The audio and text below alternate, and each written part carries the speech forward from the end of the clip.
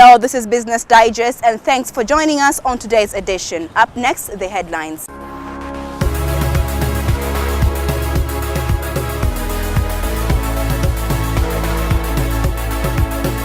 Volkswagen company is set to employ 1,000 workers for its plant within the country. We shall also be following up on fish farming business within the country, but this time our focus will be on Rusizi district.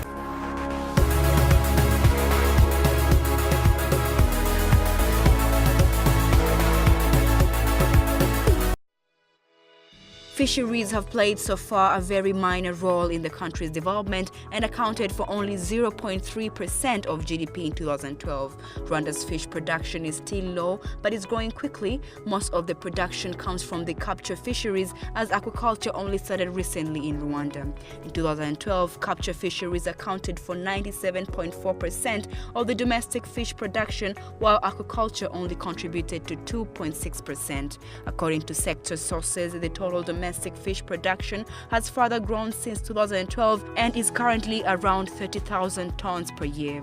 The share of aquaculture has also continued to grow.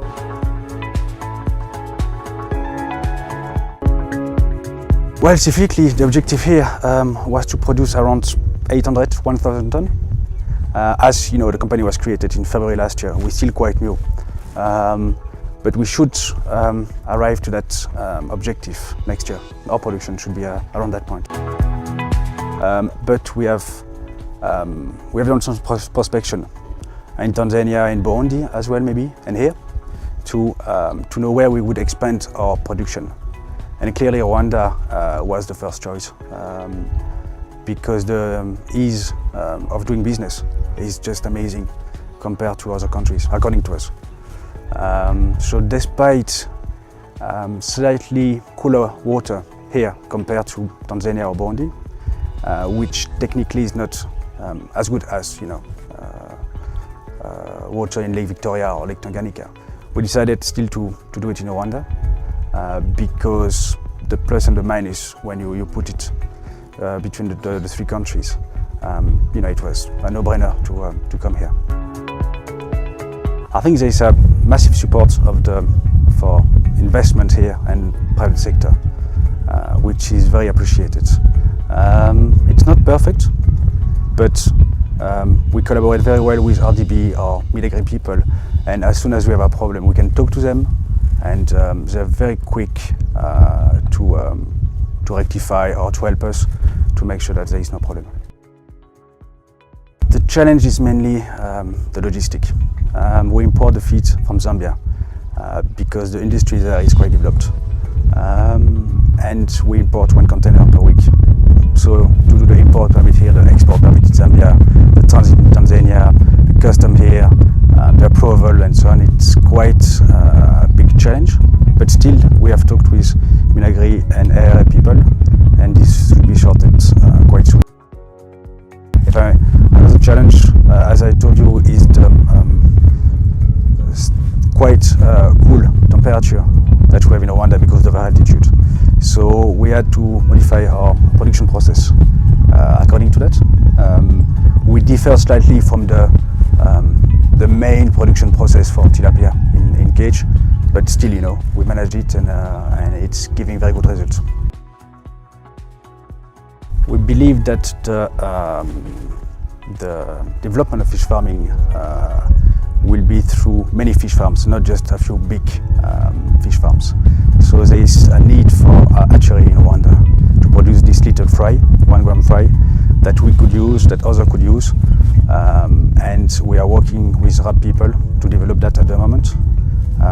We are doing some trial in the Bugarama region, and I think in a few months we'll ask the support of the government to get more land to be able to produce, I would say, 1 million fry per month for our own need, but also for others. Fish farming is quite a new business in Rwanda, so it was difficult to find skilled people. We hired some people with experience, Rwandan people, but mainly we have created 45 local jobs, hiring former fishermen. They have the experience to be on board, to make nets, to work with nets and so on, to work with fish to harvest. So it was very valuable skills that we could find locally, and for them a very nice reconversion. Obviously we would like to increase our production again. I think the market here should be around 3,000 tons if you take into account Kigali, Goma and Bukavu. That for the fresh fish business, I believe it's at least 3,000 tons. So we have a lot of margins for development, as we are doing a bit less than 1,000. So yes, that's the objective, to grow the production, to open more shops. Actually, we have just opened a shop now in Kigali, where our fish are sold the same day they are harvested. And we will continue that, opening more shops in Kigali, opening shops in Gitarama, Ouye, wherever.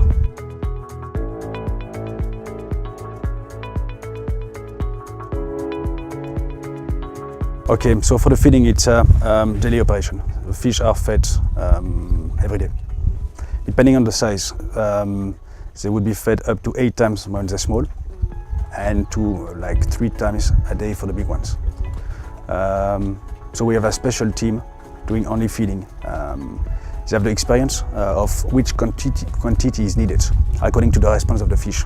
Sometimes due to temperature or because of a storm, fish would eat less or more. And thankfully we have people with experience now that can detect through the response of the fish the appetite and give them the correct quantity.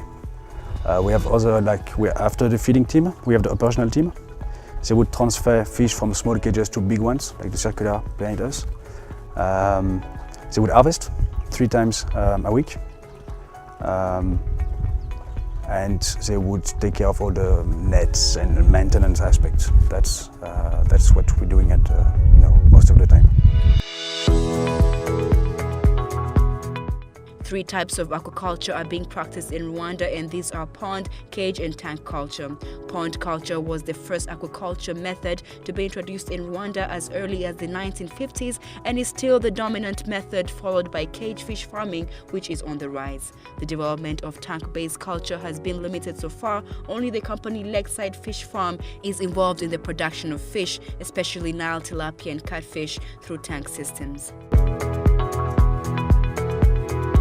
I've been working in a fish farm in Uganda for the last 10 years, and there was a need of my help here to promote the sector in this region, especially Rwanda at large. I'm trying to grow out tilapia on the 10-meter diameter cages, and for the last 4 months, I think my friends are really picked up dramatically.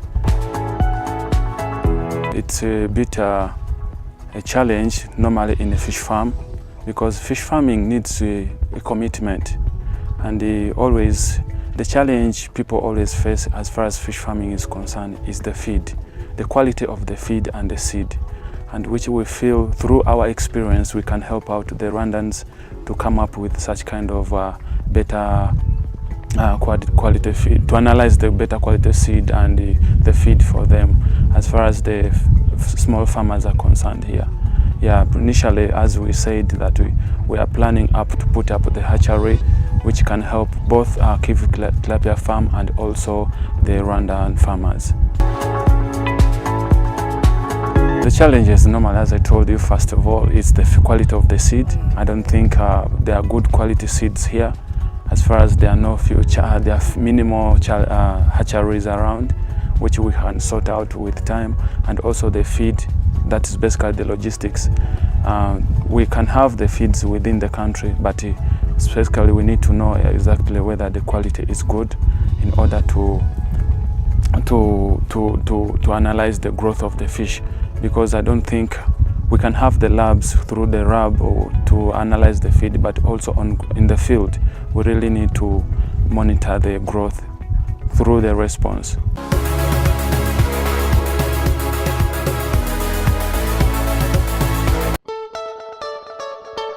Statistics from the Rwanda Revenue Authority as of 2017 indicates that between 7,000 and 9,000 cars are imported annually. Most of the cars are, however, used cars that do not have provisions such as dealership servicing and guarantee. Volkswagen looks to tap into the opportunity through the production of new cars and making provisions such as guarantees and servicing.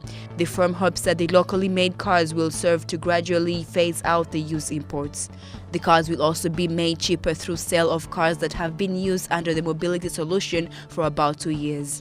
Looking into these cars' impact on Rwandan's economy, with up to 1,000 jobs are set to be created in the first phase, the firm hopes to scale up employment in consequent phases. Volkswagen will bring experts in the initial stages of setting up. The jobs are meant for Rwandans to whom they hope to transfer skills to run operations and production.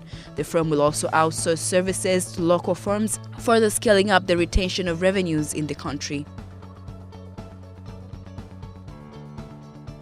And joining us now to give us first-hand information on the launch of Volkswagen cars here in Rwanda is the Chief Executive of Volkswagen South Africa, Mr. Thomas Scheffer.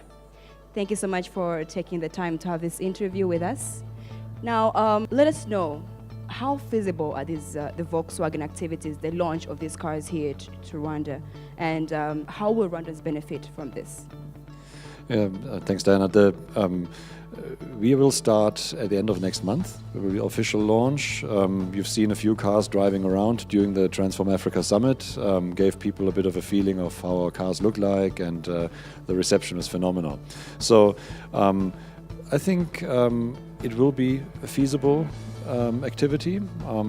We don't really know yet. I mean, we've done our homework, we have done our calculations, the business plans and all, but it could, and from what I've seen, the reception that we got here in Rwanda, it could be a really good story going forward. For now, I think we'll definitely not go and lose money.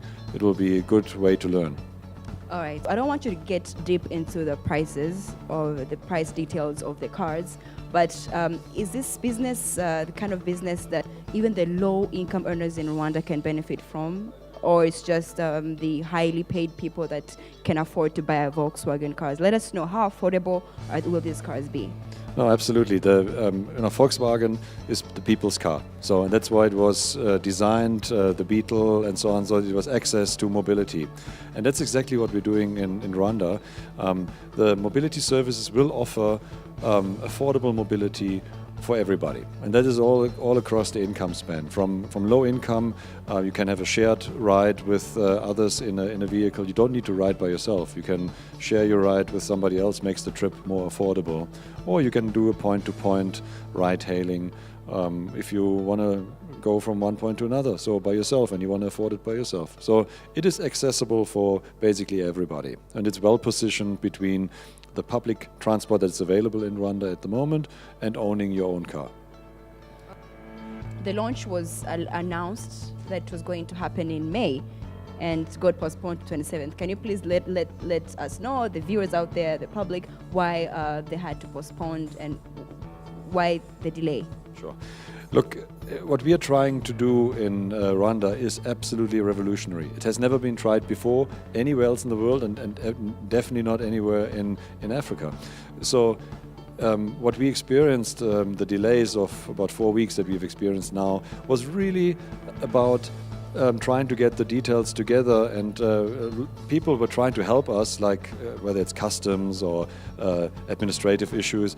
People really didn't know how that works. It's like, how do you get a CKD kit out of customs? Because it's never been done before in Rwanda. So we had to go through many loops, but the support was phenomenal. So I'm not worried at all about the 4 weeks delay. The main thing is we're here, and we still think it's a wonderful opportunity to get started.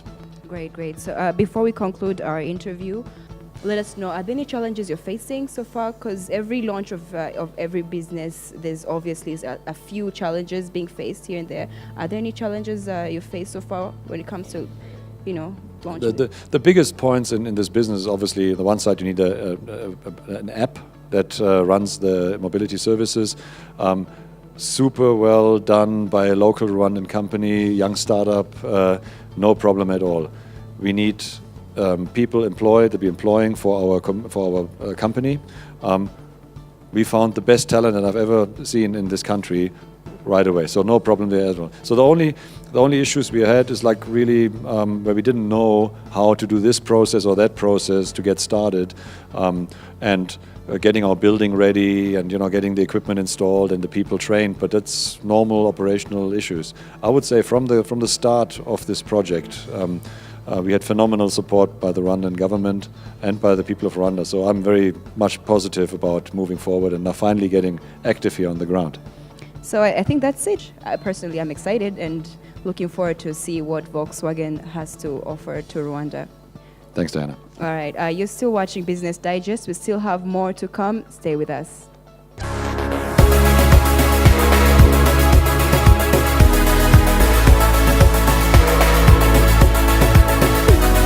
And today on Market Trends, we bring you the Gross Domestic Product, the March 2018 edition. First and foremost, the Gross Domestic Product and its structure.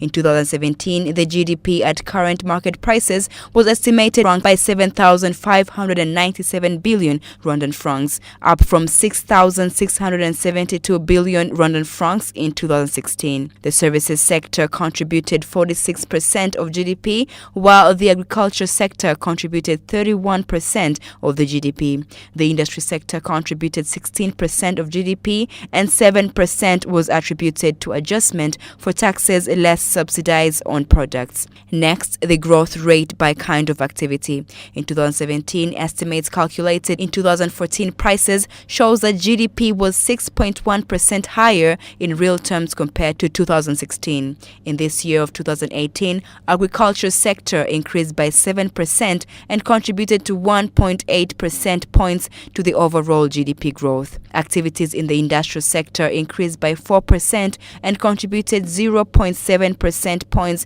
to the GDP growth. Service sector increased by 8% and contributed 3.9 percent points to the GDP growth. Lastly, expenditure GDP.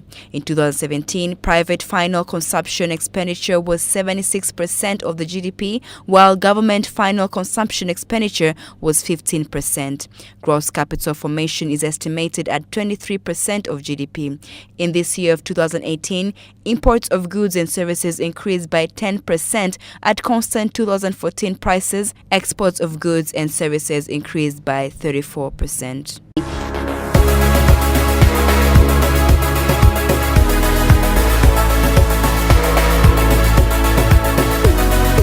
Do join us again next week on Tuesday at 9 p.m. on Rwanda Television. I am signing out now. Thanks for watching and goodbye.